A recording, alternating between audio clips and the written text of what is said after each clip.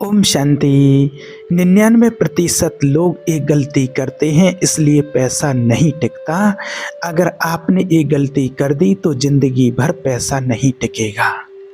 देखिए, आज आपको एक और वीडियो कर्मों के बारे में बता रहे हैं। पहले भी मैंने कई वीडियो कर्मों के ऊपर बना करके आप लोगों के लिए डाले हैं और आज आपको बताने वाले हैं एक ऐसे व्यक्ति की स्टोरी जिसने अपने पास्ट में कुछ गलतियां की थीं और जिसके कारण ही लोगों को धन की समस्या आती है और उसके जीवन में भी बहुत ज़्यादा धन की समस्या आ रही है।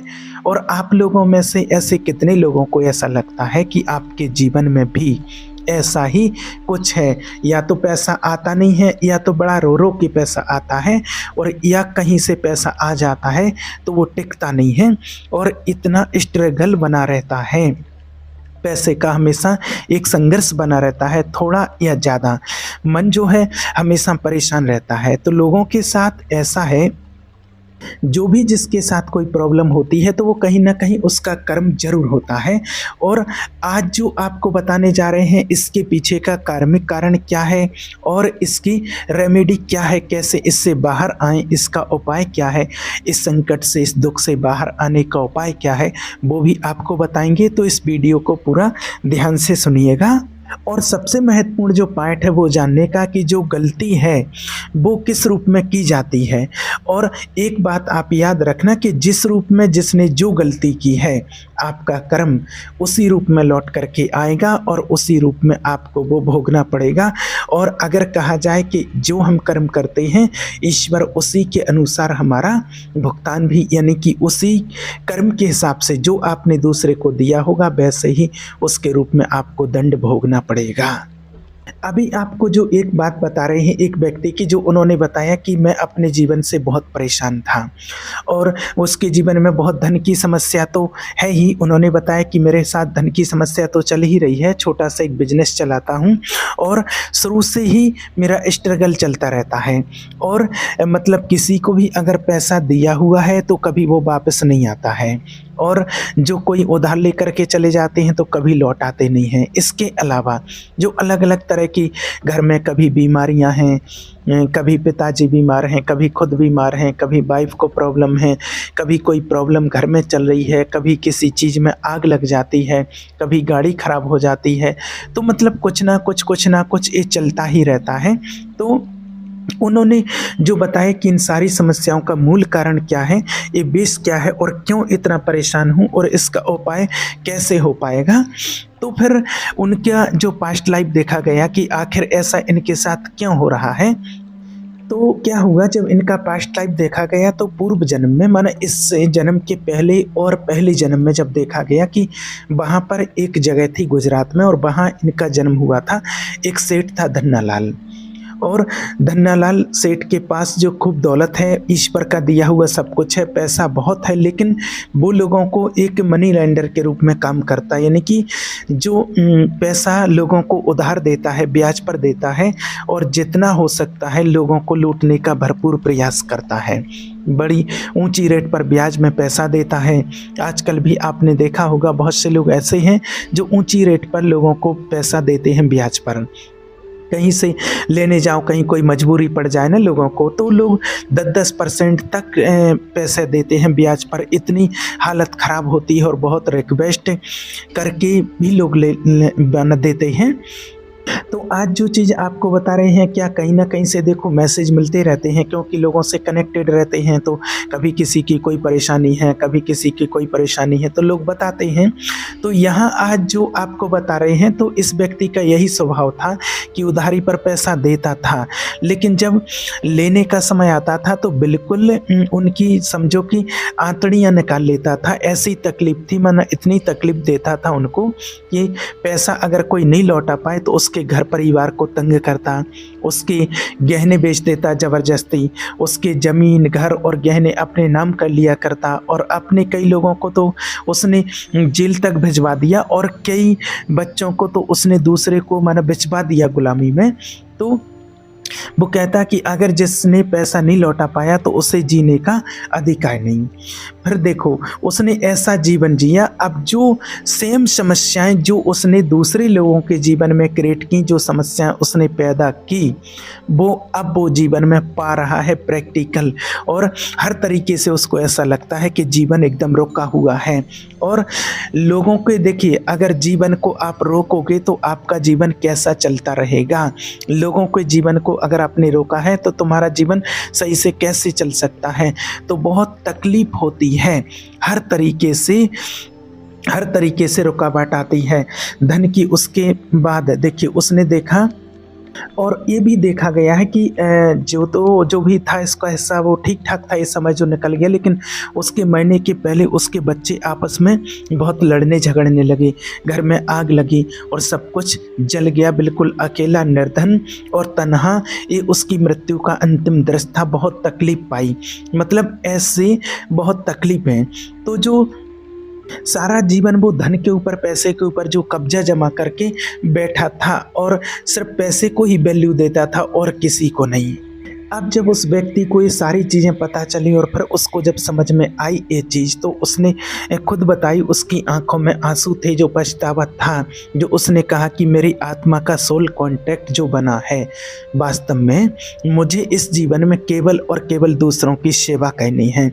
जो मैंने गरीबों को सताया, जो मैंने लोगों को पैसा उधार दिया, मैं उसकी सज़ा पा रहा हूँ। और अभी तक जो मैं उसको सज़ा समझ रहा था, और अब मुझे लगता है कि मेरी अविनिंग का समय है। देखिए समझना आप बात को, बात सिर्फ इतनी सी नहीं है कि वो व्यक्ति उस समय सजा पा रहा है, बल्कि उसको ये भी है कि इस सबक सुधरना है, समय सुधरने का है और उन लोगों के लिए काम करना है जो इस तरह के लोग उधारी लेकर के फंस जाते हैं, उनको उस चंगुल से मुक्त कराना है। इस बात को सुनने के बाद उस व्यक्ति के अंदर बहुत सारे बदलाव आए और उसने कहा कि मना जब से जिसने अपने आप को उसने अब उस अवस्था में देखा, सोचो कितना भयानक उसने काम किया, लोगों को कितना सताया, कितना परेशान किया, और आज जो सब कुछ उसके साथ हो रहा है, तब उस चीज़ को वो अभी चीज़ वो रियलाइज़ हो रही है। तो फिर इसके लास्ट में सारी चीज़ों का जो सार निकला, तो सबसे पहले तो उसने भगवान का शुक्रिया अदा किया कि जो उसकी गलतियां थीं उसको पता चल चुका है, और भगवान से माफ़ी मांगी उसने। और कहता है कि मैंने जो लोगों को तकलीफ़ें दी हैं उसके मुकाबले तो मेरी तकलीफ़ें अभी कम हैं।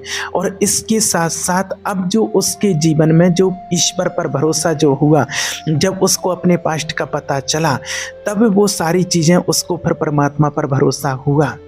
और इसीलिए आप लोगों को बताते हैं कि अपने कर्मों को सुधार कर अपने जीवन को सुधारना और अपने लक्ष्य पर पहुंचना। और जैसे उस व्यक्ति को पता चला कि मैंने ये गलतियां की थी, तो अब जो अवेयरनेस आती है, अब जो आपको बता रहे हैं, जैसे आप लोगों से भी अगर किसी से कोई गलतियां हुई हैं और आपको उस चीज़ का एहसास होता है, या आपको कहीं से पता चला है, और आपके साथ भी अगर कोई ऐसी प्रॉब्लम चल रही है, तो आपको बता रहे हैं। देखिए सबसे पहली बात तो आपको प्रोसेस आपको बता रहे हैं कि आपको करना क्या है, कि सबसे पहले तो आपको ईश्वर से वो प्रार्थना करनी है। जो भी लोग हैं जिनके भी प्रति आपने कुछ गलत किया है, चाहे इस जन्म में हो या किसी जन्म में हो, अगर आपको याद नहीं है, फिर भी आपके साथ कुछ ऐसी घटनाएं घट रही हैं, तो भी कुछ ना कुछ आपका हिसाब किताब है पूर्व जन्म का। इसलिए आप दिल से माफ़ी मांगिए, उन लोगों के प्रति माफ़ी मांगो जिनको आपने तकलीफ दी थी। और जिस व्यक्ति की कल्पना में जितना आ सकता है, मतलब आपको ये कहना चाहते हैं कि अगर आपको सारी बातें विजुलाइज नहीं होती हैं, तो जितनी बातें आपको विजुलाइज होती हैं वो ठीक हैं। और आप में से जितने लोगों के जीवन में प्रॉब्लम है, परेशानी चल रही है, तो ये ज़रूरी है कि आपको पास्ट लाइफ कराना है, कोई ज़रूरी नहीं है। आपको बस बात समझनी और समझानी ज़रूरी है कि प्रॉब्लम की जड़ कहाँ पर है। कुछ ऐसा ही आपने किया होगा, कभी किसी आत्मा को धन के मामले में तकलीफ दी होगी, तो कहना क्या है, आपको मानसिक रूप से आपको माफ़ी मांगनी है दिल से, और यही उस आत्मा को भी करवाया।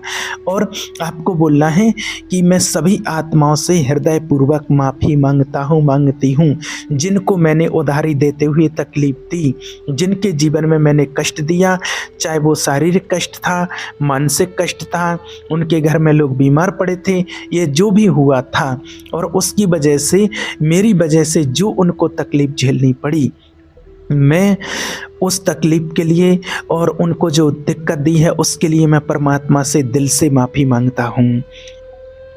और सबके प्रति बोलो कि परमात्मा हे भगवान, सबको माफ़ करो, मुझे माफ़ कर दो, मेरी आत्मा का कल्याण कर दो। तो देखिए, सबसे बड़ी बात तो समझने की ये है कि इस चीज़ से हम क्या समझते हैं कि हमें जब अपने कर्मों का कुछ एहसास हो जाता है तो ये माफ़ी प्रार्थना आपको कितने दिन करनी है। देखिए, अगर कोई ज़्यादा बड़ी चीज़ है तो आपको ये बहुत लंबे टाइम तक करनी है, लेकिन कम से कम 21 दिन तक तो आपको करना ही है।